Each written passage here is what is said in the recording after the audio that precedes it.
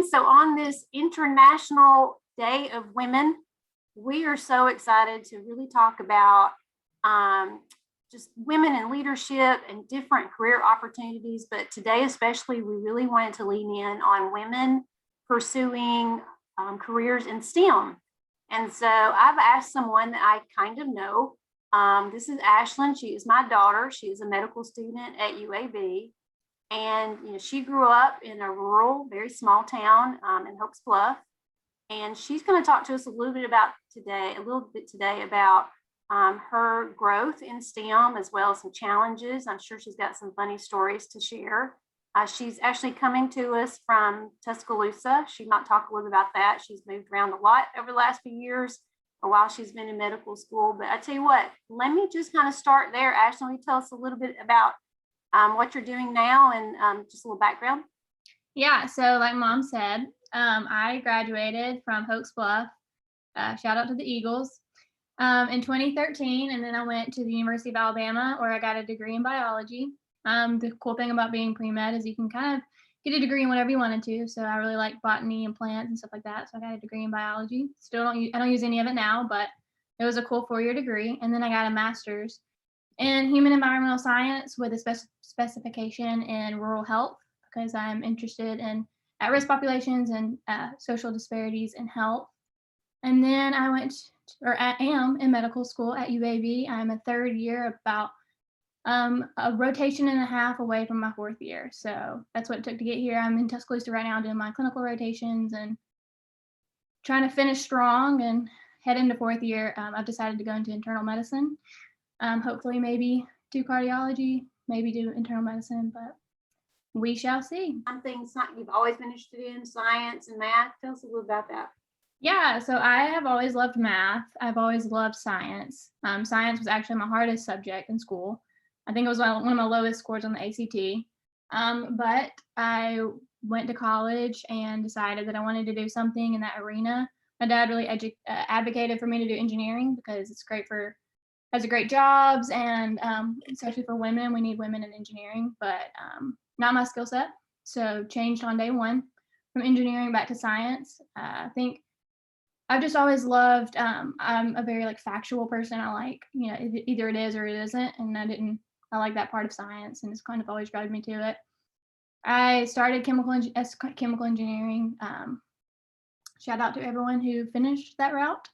Like I said, it wasn't for me, but that's the cool thing about med school. Like I said, you can major in anything. If you could go back now and talk to your high school self, because this video is really for our middle school and high school girls that might be interested in pursuing any field in STEM, but maybe even medicine. What would you go back and tell your 8th or 9th grade self? Well, probably stay away from boys. I'm just kidding. But maybe.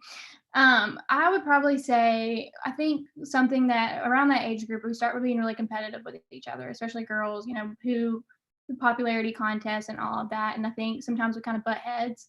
But once you get into the professional world, your females in the field are the ones that are going to advocate for you. But I wish I would have looked up and looked around. Everyone has their hurdles. For me in medicine, of course, it's being a female, but everyone has their hurdles, and I wish I would have done more to advocate for the people around me. We're all fighting our own struggles, and I think I definitely did that in elementary school. But then in high school, I think the Gen Z call them the pick me girls. I was not that, but I was the girl that kind of laughed things off and was like, no, it's fine. Or if something was happening, I was like, well, maybe it wasn't my problem. But I wish I would have had that kind of headstrong mentality that I do now, that anyone's battle is my battle, and that's kind of something that comes with seeing what's out there, seeing what disparities are out there. You kind of learn what tools to put in your toolbox to help other people. But I feel like I probably had those tools in high school. I just didn't have the confidence to really speak up. Now, what kind of things did you do in high school? Obviously you were studying, but did you participate in any sports or anything like that? Yeah, so I played basketball. It's so weird telling you this because you were there, but I was there. Yep. And I was a cheerleader. I ran track. So speaking of hurdles, I did hurdles.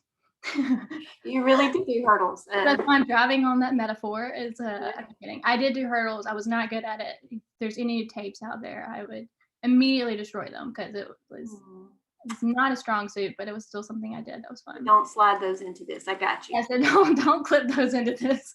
So here's the thing. You went to a small school, we still live in that community.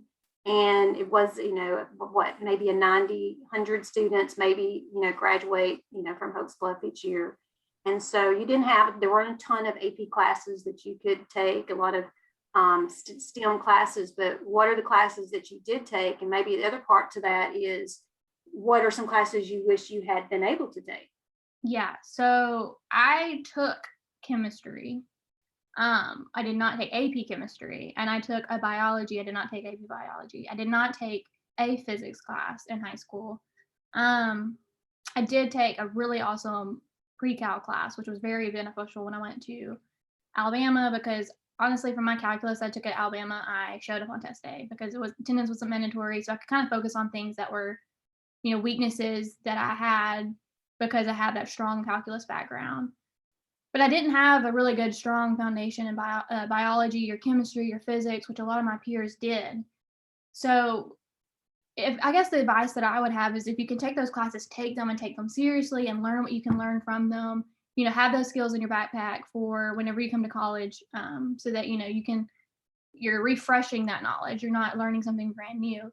But if you don't have those classes, then I would try to find a community college, or try to find the hardest class that y'all have, even if it has nothing to do with what you want to do, because you got to learn how to study. That's the biggest thing, is learn how to take something seriously, especially things that you're not really interested in, because, I love medicine. I know I chose the right field, but there are some days and some topics and subjects that I just have not enjoyed. And that's just the way it is. You're not going to love everything. You have to learn how to power through and study for something that, whether, even if you do enjoy it, that is hard, that is difficult. And, I think that's the biggest thing, is learning how to learn. You got a great story I've shared with other folks, because you did take that AP calculus. Yeah. And you didn't get the qualifying score, you wanted. But just like you said, you went off to college, and, calculus ended up being, what we called in my generation a fluff class. A lot of kids that take the AP classes get really discouraged when they don't get the 4, 5 or whatever, or the 3 or the 4, and then they're discouraged.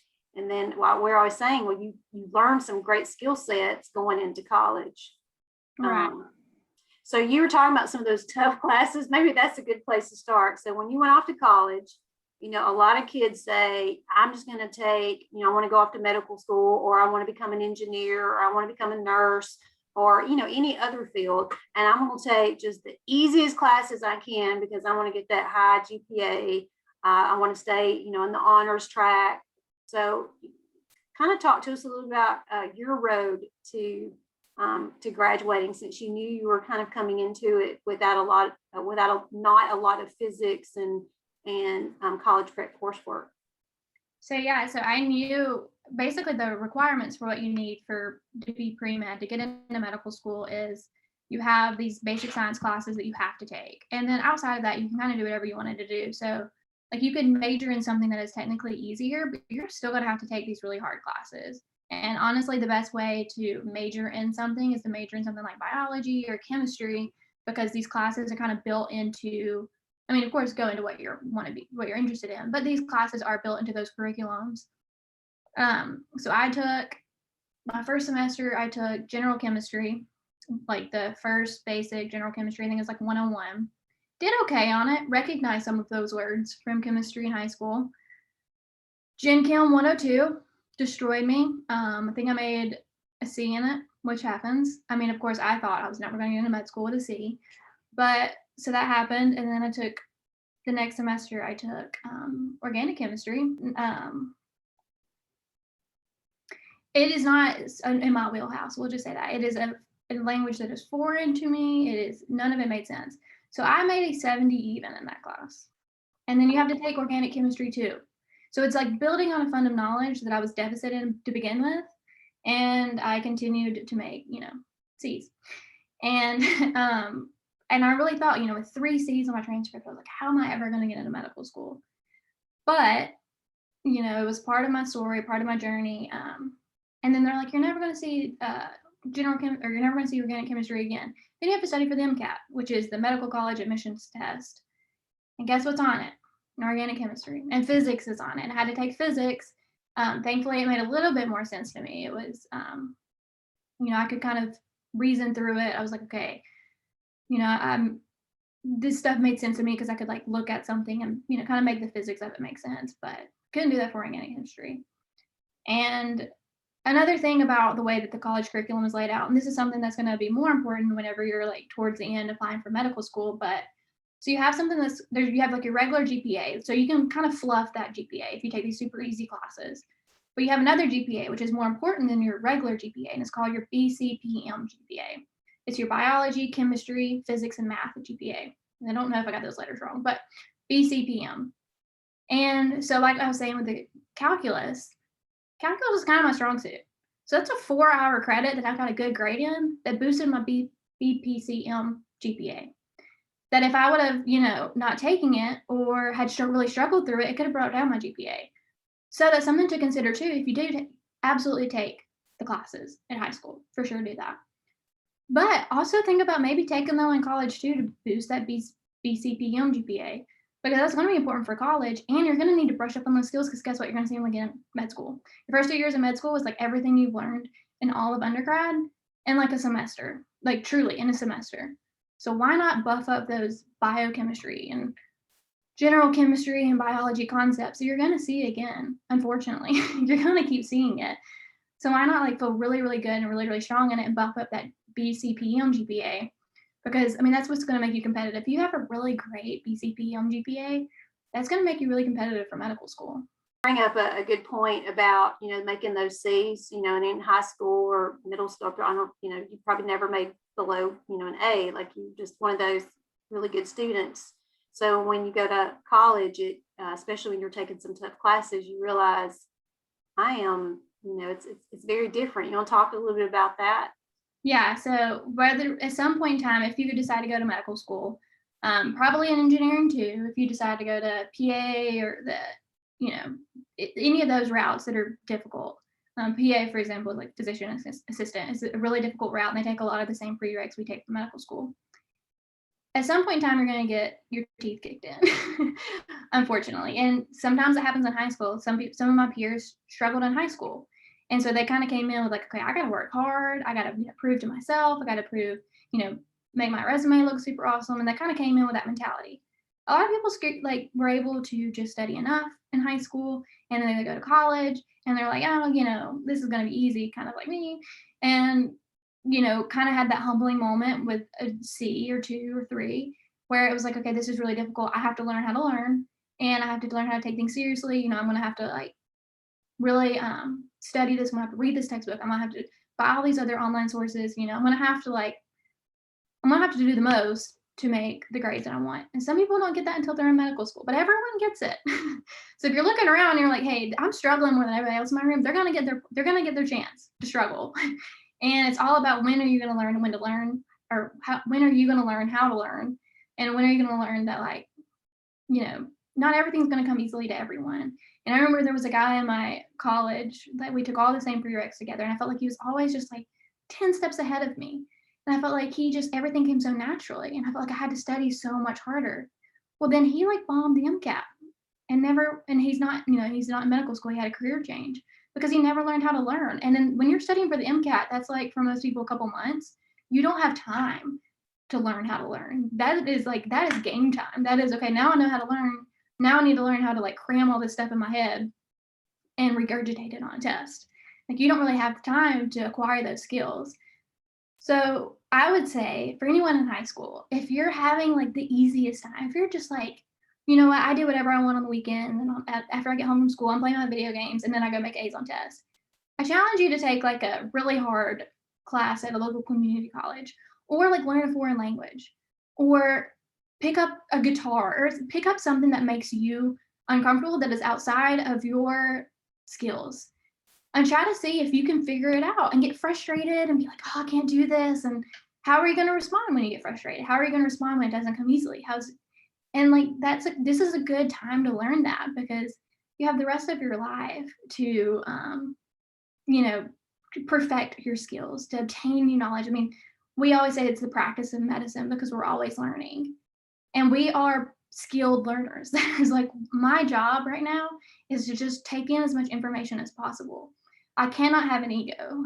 If I walk into a room and think that I'm the smartest person there, even if I'm with, people that are like at the same level playing field as me, if I walk into a room thinking that I'm the smartest person there, that I have nothing to learn from anyone, I've already failed. When I go into the hospital now, I walk up to my peers, I see what I can learn from them. I walk up to the nurse's station, ask what I can learn from them. I go everywhere and try to learn everything from everyone. And it kind of takes a couple C's to get that mentality. I think it bruised my ego, but honestly is what I needed. Well, coming from a small school, because so some folks that might be watching this also, attend a rural school. And, I always found it really interesting because you competed, in undergrad with a lot of kids that took a lot of straight IB, AP classes, went to really big high schools, and you were able to compete. But it may be because you're just saying you learned how to study. Yeah. And you had some amazing teachers in high school that really prepped you with at least that hunger to learn. Anything you would add to that? Because sometimes I do think when we, working with kids, say, well, my school is small. I didn't have access to X, Y, or Z. I can't. What would you say to them that, attend a school maybe like, yours? Yeah. So I think something I have learned recently with me is that one skill that I have is that I can wear a lot of hats. I can be a medical student. I'm a tutor. I can work in research. I can, you can be in leadership. Like there are a lot of things that I can do. And I think that goes back to the way I grew up in high school. I played a bunch of sports. I was, worked in SGA. I was on the different clubs. I enjoyed hanging out with friends. Like I kind of wore a lot of hats in high school. And I think you can do that at a smaller school. So being anywhere that you are, you're going to have advantages. If you go to like the greatest school in the world, you're going to have the advantage of classes that no one else has. But if you go to a smaller school where if you say, hey, I want to do this, then you have the opportunity to do that.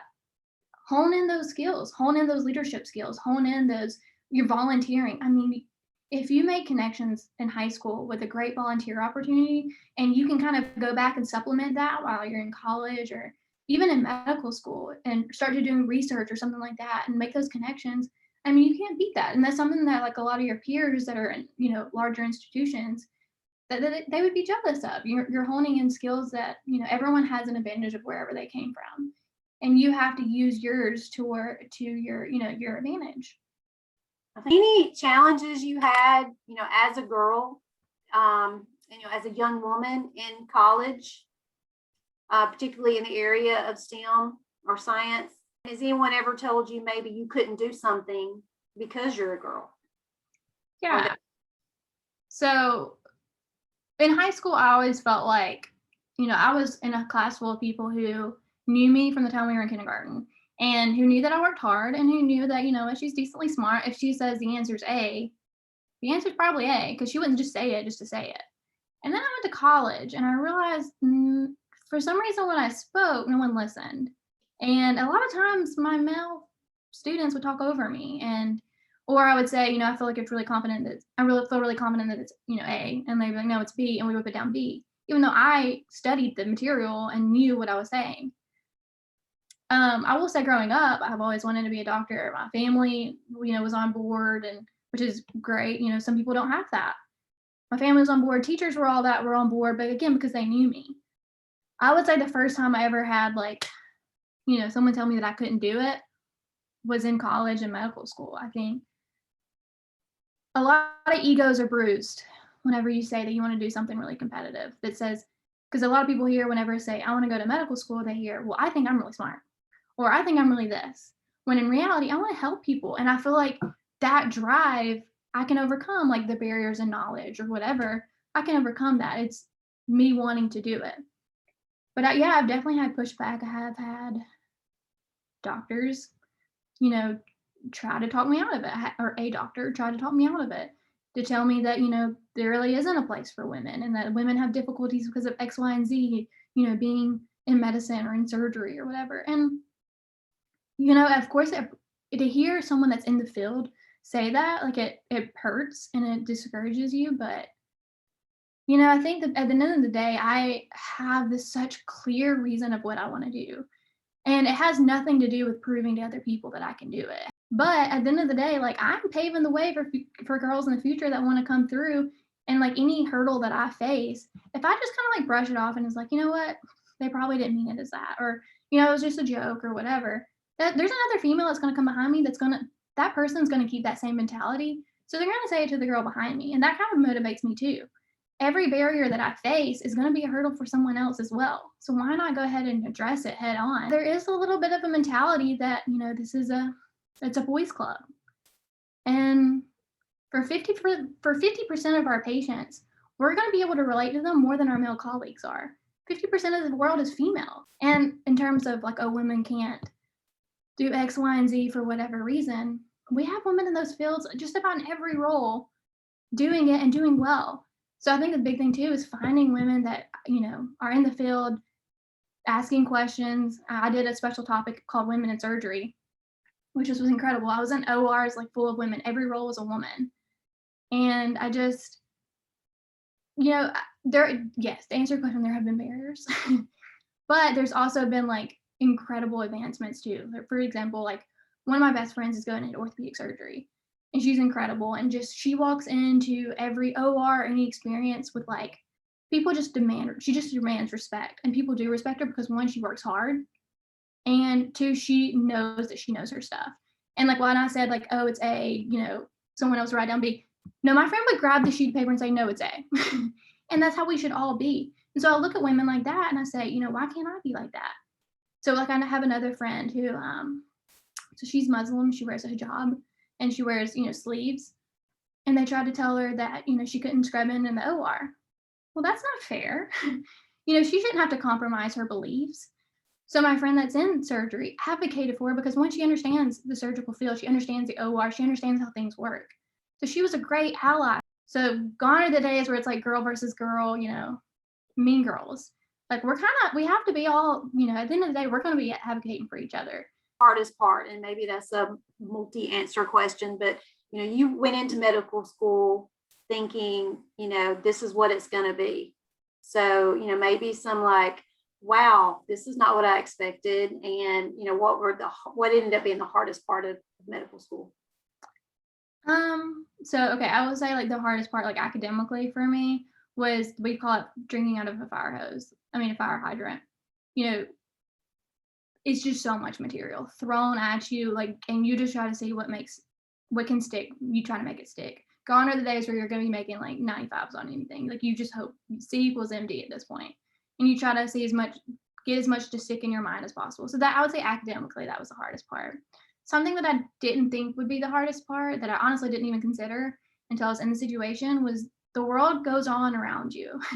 In medical school, especially the first 2 years, you sit at your desk and you watch your 8 hours of lecture and then you watch, and then you have to go to ICM and pretend to be a doctor and you have to go do this and you have to go do this. But everyone around you's life is still going on. Your friends are getting married, they're getting really cool jobs, or they like actually have a decent salary, and they're having babies and they're getting to go on these cool trips, and family members get sick, or you get sick, or things happen, and you kind of feel like you're just stuck in one place trying to like tread water and trying to, at the end of the day, you're like, they're getting married and I'm sitting here learning the Krebs cycle for the 10th time. Like it just feels so minute and you feel like everything you're doing is just so unimportant and you feel like time to stood still for you. And then you look up and everyone else, you feel like it's just advanced so much farther in life. And that's tough.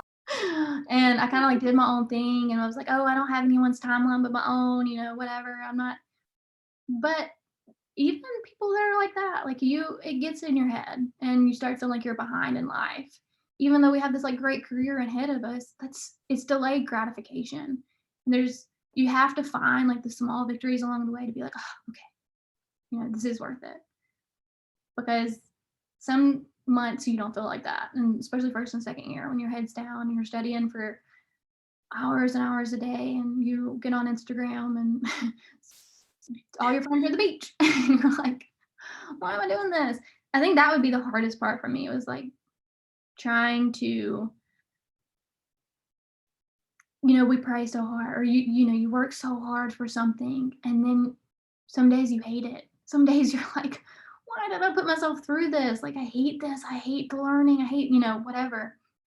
But I mean, again, you love it. Like, I love it. But some days I hated it. Oh, 18 hours of studying a day. I don't think we all grew up, watching, and now, I mean, there's lots of medical shows, The Resident, and I grew up, as a young parent, watching ER and just all these medical shows, and just, I see what you had to do studying, 12, 13, 14 hours a day, and then working.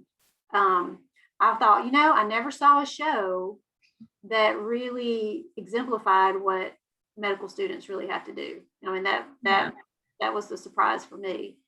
It is a lot of studying. I mean, I will say, like, there are days where I have studied 12 hours. There are also days where I didn't study at all. Like, it is very rigorous, but it is also very doable. And people get married and have babies in medical school. I don't know how they do it, but they do it, and they're thriving and doing great. And, one of my friends is pregnant with her second baby in medical school, and she's at the same level I am, like, in terms of like where we are in her education. She's doing great. You can't, I think I call home whenever things are at the worst, but there are like a lot of victories along the way. Like, we just had like a slideshow of, like, it was like all of our combined Snapchats from our third year of medical school. They made it into like a slideshow. And of course, for every one person complaining, like, "Oh, I'm studying for 8 hours," there's another person that's like, "I just delivered a baby," or, "Oh, I just removed my first gallbladder," and like the little victories along the way. So like the studying sucks. I'm just gonna say it straight. It sucks. But it gets better. It's for a limited time. I can do anything for 2 years, is what I kept telling myself first and second year. I can do anything for 2 years. Did I study 12 hours every day? Absolutely not. I studied 12 hours a couple days before the test. And I would study 5 to 8 or 9 hours, give or take. And there were times where I took off weekends. Like when my friends got married, I went to her wedding, and I've gone on vacations with my family and stuff like that. So it's not all studying 14 hours a day.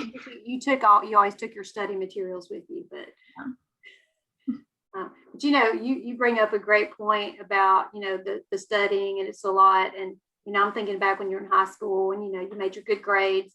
And I remember thinking, when you're taking all those organic chemistries and you were sending them to us, and it looked like a totally foreign language, and you made a C. And I think we were on the phone because we had prayed the whole time, as you're walking across the quad to take the test, and then you get your grade back, and it was a C, and we celebrated it like it was 100. And I thought, isn't it so funny, when you get context of, and perspective about what a grade means. Mm-hmm. And I think it's also good to know, because people think, well, I want this easy 4.0, and that's going to make me look good on paper, but you're not going to have the skill set for what's next, and you're actually making it harder for yourself. So you talk about some of the tough things in medical school. What is the most awesome, like, these are the days that just give you joy, that make you know that being in college altogether 9 years, when you count the masters and when you're done, worth it? Yeah, so I remember when I was studying in Rogers Library at University of Alabama, for hours, there was one day that I could not stop thinking about. I'm like, this is going to be the best day of my life. And it was white coat ceremony. So whenever you're a first year medical student, you take, some like classes that are like, hey, it's called Patient Doctor Society. And it's like, hey, this is how you talk to patients, blah, blah, blah. Like, don't prescribe drugs when you're a med student. I don't know, like all the basic whatever. And whenever you're done with that, you have your white coat ceremony. In your white coat ceremony, they give you your first white coat. And I dreamed about that day. And I'm telling you, white coat, the day I got my white coat, I like put it on, and I was like, okay, it's already all worth it. Like, I felt like I was like at home. I had my coat. Like, I just felt like my heart was beaming. So I would say that was one of the good moments when I got my first white coat. I delivered a baby first year, and learned OB wasn't for me, but it was still like such a beautiful experience getting to, bring life into the world. And it was so eye-opening. And of course, like, I now whenever I rotated through OB, or whenever I had my OB block, I just was like so it meant so much more. It wasn't like learning this. I was like, oh yeah, when I saw this in, the delivery room, like it all makes more sense. I've had patients that have gotten better. I've had patients that I said, "Hey, we should do this, this, and this," and I was right, and then they got better. And I mean, there's no better feeling than that. There's no better feeling than being like helping someone, and that's why we all go into medicine, or hopefully, is to help people. And whenever you actually get to help people, and even the days when I don't, even the days whenever it's like, I didn't order the right test, or I didn't prescribe, or my plan was to prescribe the wrong medication and I get corrected. Well, who's to say that the patient that I didn't spend 30 minutes in a room with, who was struggling with depression, like who's to say that I didn't save them? I have the time as a medical student to do that, to spend the 30 minutes extra so my attending, can go do labs and stuff like that, or run or make orders. I have 30 minutes, spare to not do anything. Why not just spend the 30 minutes extra in a room with a patient that's, with COVID, everyone's so isolated. I felt like there were a lot of times where I left a room and I was like, I think I did more than on paper, you know, it looks like I did. And those are the small victories too. Like, yeah, sometimes I get it right and I feel great. And like, there's so many small victories along the way in medical school that, we all celebrate it together. We're all at the same like life point at that point. We're all taking the same classes. We have before COVID, we had big parties after every block because, it was like we take the final, we all passed, so we would have like a big party. Like those are the things that you get to celebrate with. Very rarely do you have like a cohort of people who are going through the exact same thing together. And that's one fun part about medical school. You have a ton of people who are going through the exact same thing, who you can complain with, but you can also, celebrate the really hard test, or, they kind of get what you're going through. So you mentioned a bit, it's kind of, we can't not go there with the pandemic. So I know you've worked with COVID patients, and you've worked in several hospitals. I can't even keep up with them now, all over the place. But any perspective or of what you saw and what it was like? Yeah. So COVID kind of hit us in terms of my year in our training, kind of hit at a really rough time. So I was studying for one of the most important tests of my life that really determines where I go to residency, what kind of doctor I can be when when the world shut down. And what I should have been studying for like a couple more weeks turned into me studying for like 10 or 16 more weeks. I remember thinking like, oh, the worst thing has happened because it happened to me. My studying has been thrown off. That's the worst thing that could have happened. And then I got into the hospital and I saw how COVID was affecting these people. And I was like, wow, upsetting my study schedule is the least of the issues. Because I have seen, of course, I've had patients pass away from COVID, and it breaks my heart. When the pandemic first started, we weren't able to treat COVID patients. So you would have these patients that you would get so attached to, and then you would find out they tested positive, and you're kind of like, your hands are tied because, I can't go into the room, I can't be with them. I ended up getting COVID. And, honestly, like now I can, I got COVID and I've been vaccinated. So now I can treat COVID patients. And I personally like that better because you take ownerships of your patients. And when, they get COVID, when they're affected by something that's taking out and affecting so many people, you take ownership and you want to have a hand in their treatment because you care about them. And, I had patients that would come in for X, Y, and Z that would end up developing COVID. And then, what should have been an easy treatment turned into like a prolonged hospital stay or even worse. I saw the other side of it, people who decided they didn't want to go to the doctor because they didn't want to get COVID. And I saw a horrible, horrible case of metastatic cancer from a patient who just didn't want to go to the doctor, and because he didn't want to get COVID. And so, when he could have been diagnosed, months ago. You're talking about how hard and changing your study skills. So really kind of changing the direction a little bit. Were there any study habits that you're like, okay, I did not do this in high school, but for me to learn this stuff, this is what I got to do? Any tips, or I don't know that there's any tricks to it, but some, strategies that you put in place to learn this massive amount of material? Yeah, so I learned pretty early on, okay, pretty early on as in like halfway through college, that I'm a read write learner. I don't know if like that's actually a thing or that's something we just say in med school. Is that like an actual thing? What is it again? A read write learner? A read write. Okay. Yeah, maybe. So I'm a read write learner. I'll tell you what that is. If I read something and then I write it down, it is forever in my memory. But I could sit there and do flashcards all day and it's not gonna stick. And I could read a textbook all day and it's not gonna stick. I have to physically write it down with pen and pencil, and that helps me. Some people do flashcards and that helps them. Some people do read as many textbooks or publications or whatever as they possibly can, and that helps them. But the trick is, I know I'm read write. So I spend my time doing read write or reading something and writing something. And I have handwritten notes for everything.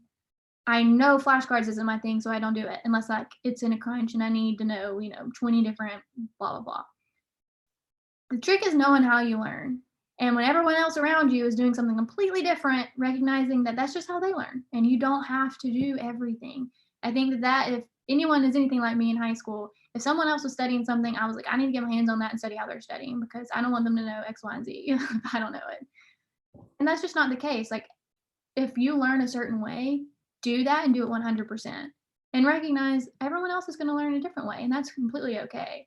Everyone in my class studies, there's this type of way to study in med school that it's like this little computer system with flashcards. Everyone does it. And when I tell people I don't do it, they're like, how do you pass? Because it's not how I learn. And I know that and I'm confident in that. So I don't let it get to me whenever everyone else around me is doing it. I'm like, that's just not how I learn. And I do fine. And it's so be confident in how, well, one, no, learn how you learn. And two, be confident in it and don't let like put your head down and just learn that way. Makes sense.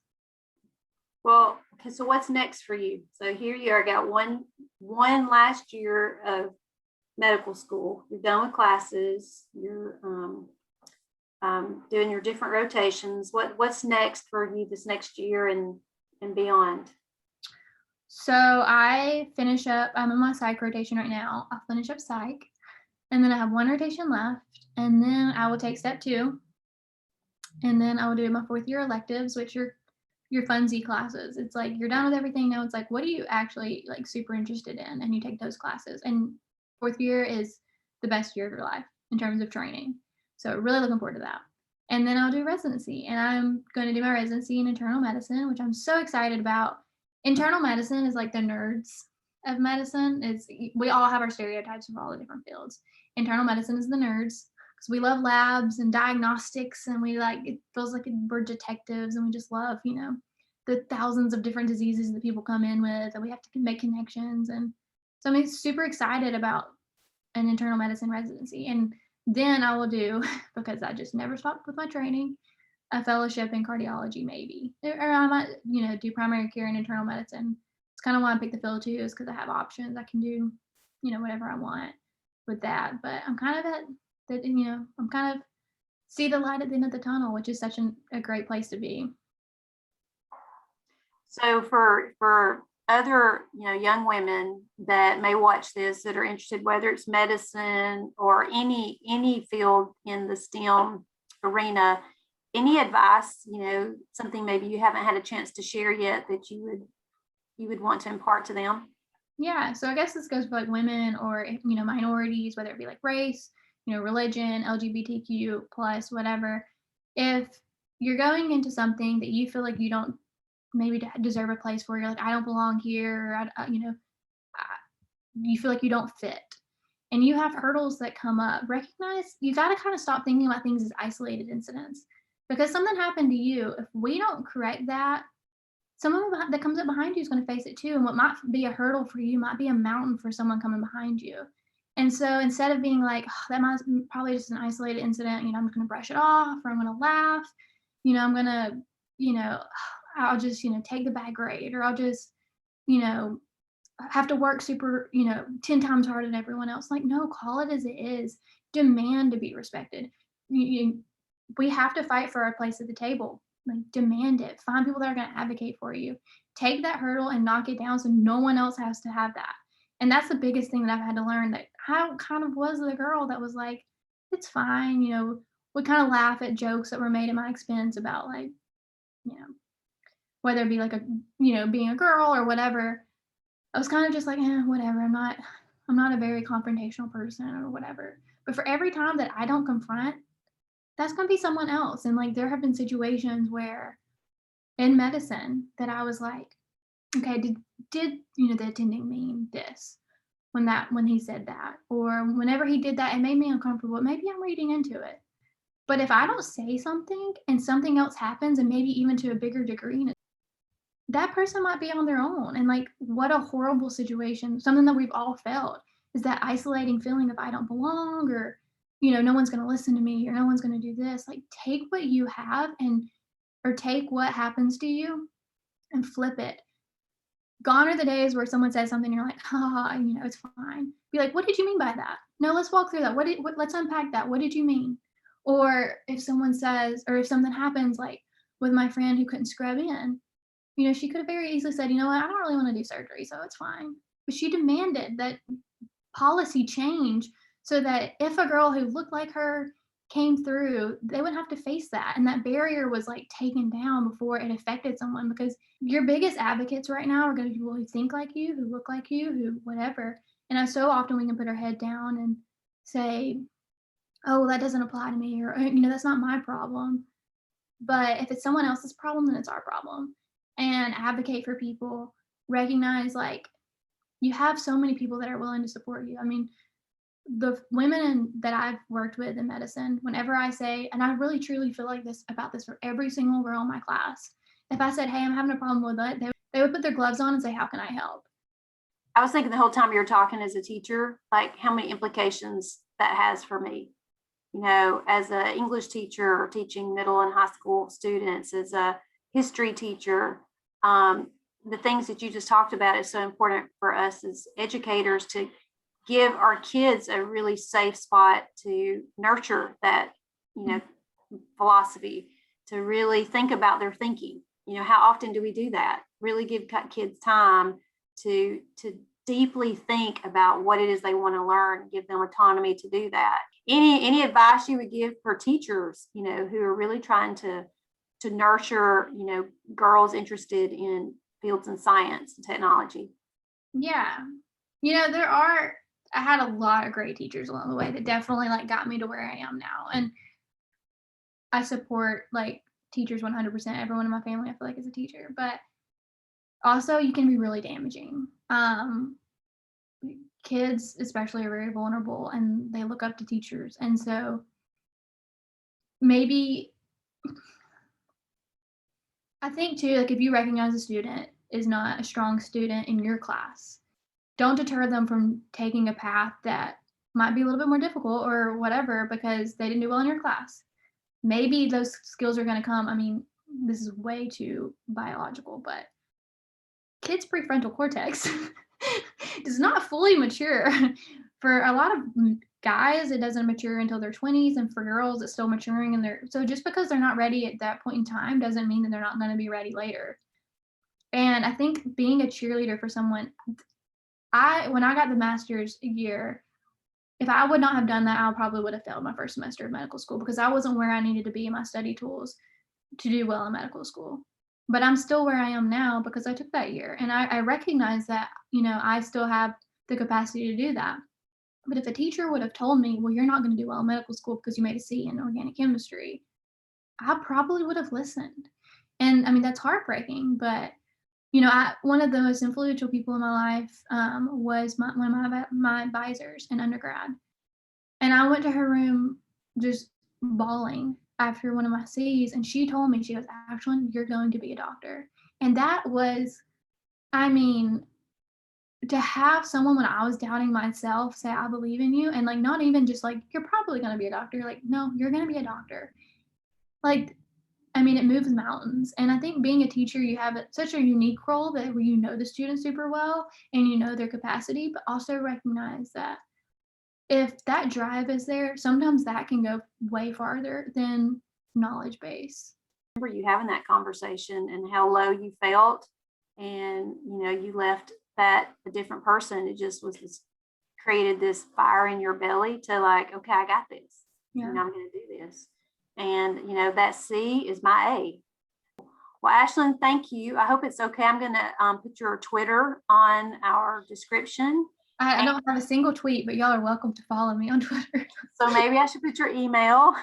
Email. Okay, we'll do that.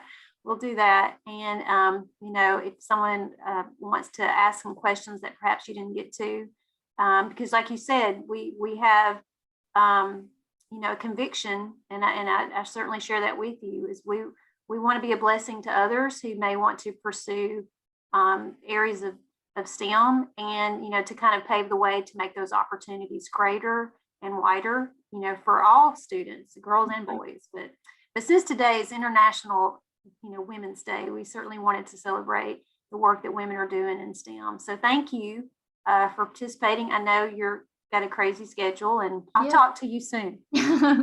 We'll keep in touch.